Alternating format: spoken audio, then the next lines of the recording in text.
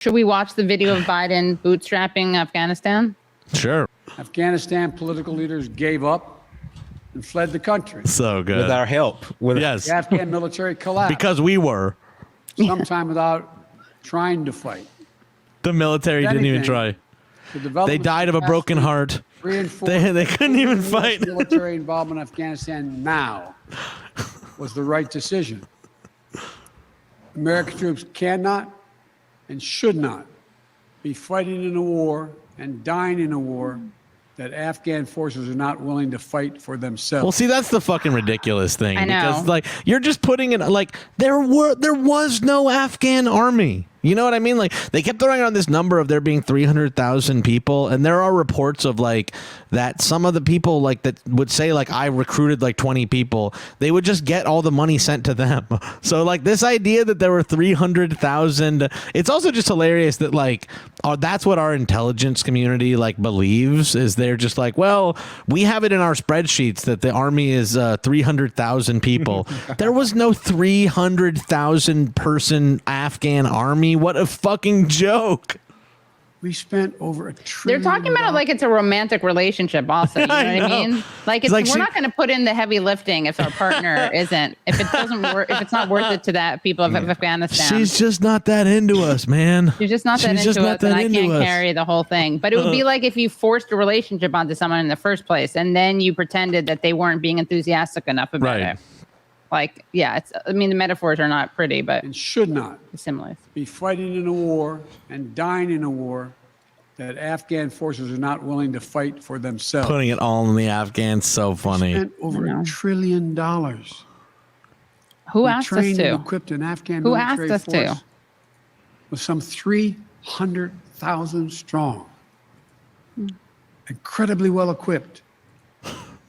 The 300,000 strong. In the militaries of many of our NATO allies. We gave them every tool they could need. Where is the picture of even 1,000 people in the Afghan army? Where, if they have 300,000 of them, where is the picture of one camp where there's even 100 of them? You know what I mean?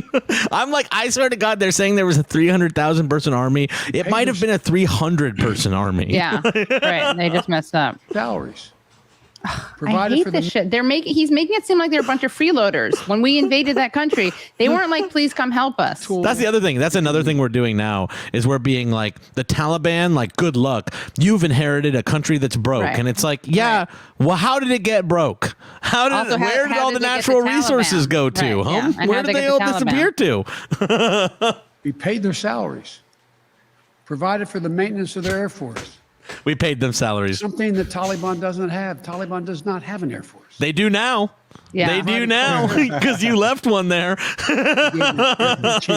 We gave them every chance to determine their own future. We could not provide them was the will to fight for that future. Oh my God. There's some very brave and capable Afghan special forces units and soldiers. But if Afghanistan is unable to mount any real resistance to the Taliban now, there is no chance that 1 year, 1 more year, 5 more years, or 20 more years. This is where he's like kind of right, but he's victim blaming. I mean, that's the thing. That's why I'm like, this speech is fucked up because it is so fucked up to just blame the Afghans who are, that is victim blaming. Like, we came in and like destroyed their country. Strategic competitors. China and Russia. Here we go. China and Russia. Nothing more than love the nothing United more. States to continue to funnel billions of dollars in resources and attention. I think they're also happy with how things turned out this way as well. To be honest with you, I think they're also happy with this outcome. Who, Russia and China, you mean? Yeah, well, China, especially Russia.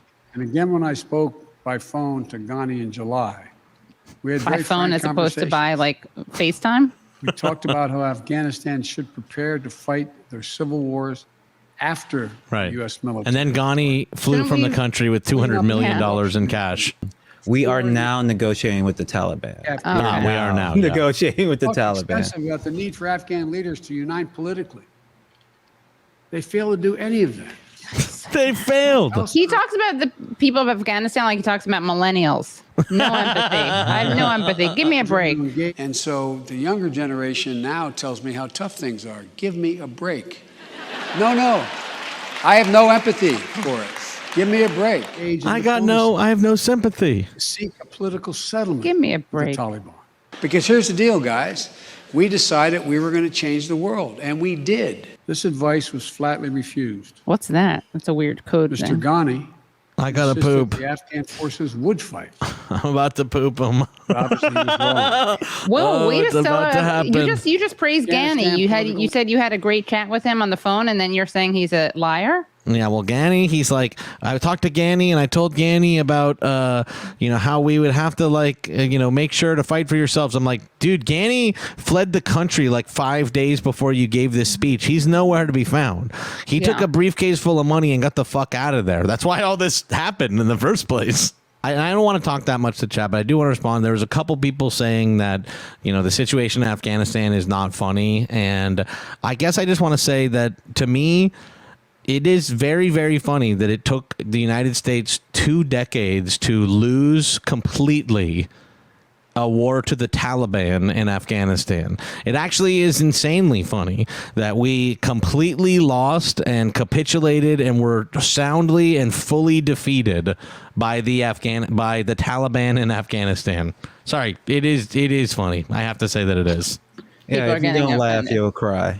I guess the only thing that could have been funnier about Afghanistan is if they waited 2 weeks to take Kabul on the anniversary of 9/11, which is what I was originally thinking was going to happen, was that they were going to take Kabul on 9/11. But actually, the problem was America and the Afghan military that we trained there were far too pathetic for that to happen. I feel like the Taliban didn't even expect to take it in 4 days, but they walked into Kabul and they're like, literally no one is resisting. There's nobody resisting. We can just walk in. Fuck it, I guess. I guess we'll just walk in. Jesus.